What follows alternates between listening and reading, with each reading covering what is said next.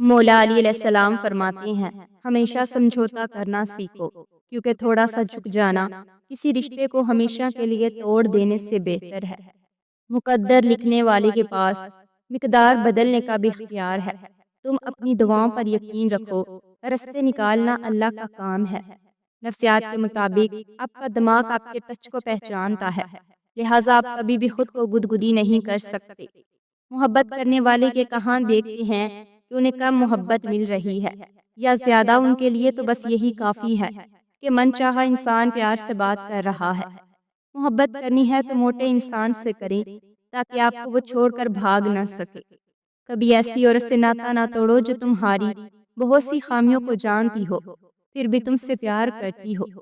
عورت کو محبت کم دو گے تو وہ سمجھوتا کر لے گی، لیکن عزت نہیں دو گے تو وہ اندر سے مر جائے گی۔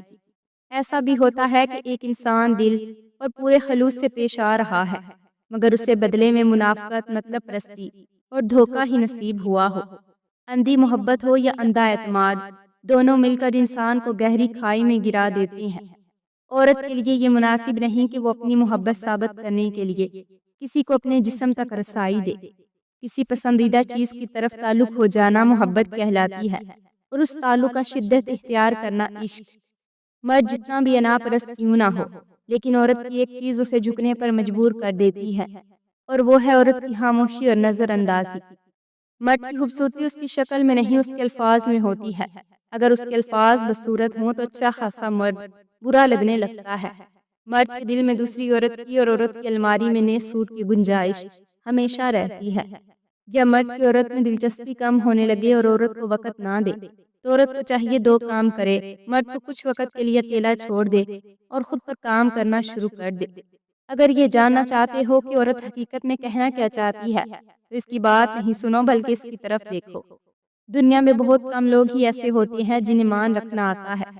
مجھے ان اندھوں پر ترس آتا ہے جنہیں اپنی غلطی نظر نہیں آتی۔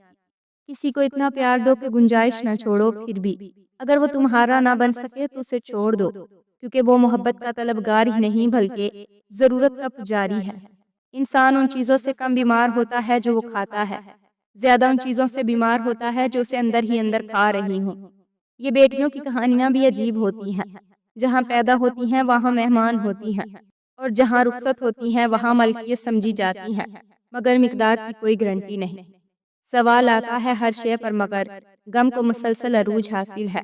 بعض دکھ بھی گونگے انسان کی طرح ہوتے ہیں، جو نہ بتائے جا سکتے ہیں، نہ کوئی سمجھ سکتا ہے، بس چپ چاپ پالے جاتے ہیں۔ دعائیں کروائی نہیں جاتی، دعائیں لی جاتی ہیں۔ جتنا جلد انسان اس حقیقت کو سمجھ لے اتنا ہی جلد اس کی دنیا اور آخرت سنورنے لگتی ہے۔ زندگی کے ہر موڑ پر صلح کرنا سیکھو، کیونکہ جھکتا وہی ہے جس میں جان ہوتی ہے، اکڑنا تو مردے کی پہچان ہے۔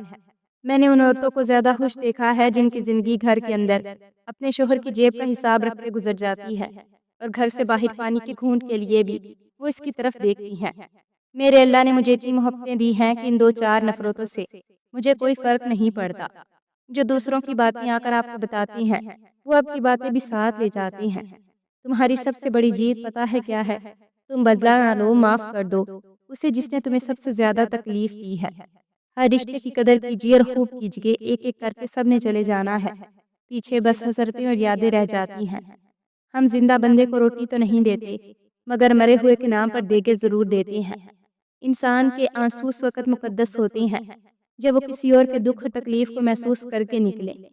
انسان کو سب سے زیادہ تکلیف ہی تب ملتی ہے جب وہ غلط انسان سے اپنی زندگی کی ساری امیدیں جوڑ لیتا ہے۔ مٹی کے اوپر محل بنانے کی فکر کے ساتھ ساتھ مٹی کے نیچے بھی محل بنانے کی کوشش جاری رکھیں۔ اللہ ہم سب کو قبر کے عذاب سے بچائے۔ آنسو کا ہر قطرہ دنیا کی ہر چیز سے مہنگا ہوتا ہے، مگر کوئی اس کی قیمت تک نہیں جان سکتا جب تک وہ آنسو اس کی اپنی آنکھ سے نہ نکلے۔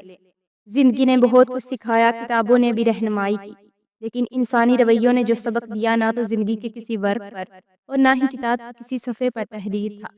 تین عورتوں سے کبھی بحث مت کریں، ایک وہ جو کم عمر ہو، ایک وہ جو ہم عمر ہو، ایک وہ جو بڑی عمر کی ہو۔ مٹی کا برتن اور رشتے کی قیمت صرف بنانے والے کو ہی پتہ ہوتی ہے، توڑنے والے کو نہیں۔ چہرہ خوبصورت ہو نہ ہو، لیکن مرد کا لہجہ خوبصورت ہونا چاہیے، کیونکہ عورت ذات سب کچھ بھول سکتی ہے مگر تلخ لہجہ کبھی نہیں بھولتی۔ مٹی سے مٹی ہونے تک کے درمیانی وقت کو زندگی کہتے ہیں۔ اس مختصر وقت میں جو اللہ کو راضی کر گیا وہ جیت گیا۔ غصے اور غلط فہمیوں سے ہی تعلق ٹوٹتے ہیں، ورنہ گلے لگا کر کون کہتا ہے آج سے ہمارا تعلق ختم۔ اچھی تربیت کا اصل امتحان تب شروع ہوتا ہے جب آپ جواب دینے کی طاقت رکھتے ہوں مگر آپ لحاظ میں خاموش رہیں۔ انسان ہمیشہ اپنے ہلاک سے ہی پہچانا جاتا ہے، ورنہ اچھی باتیں تو دیواروں پر بھی لکھی ہوتی ہیں۔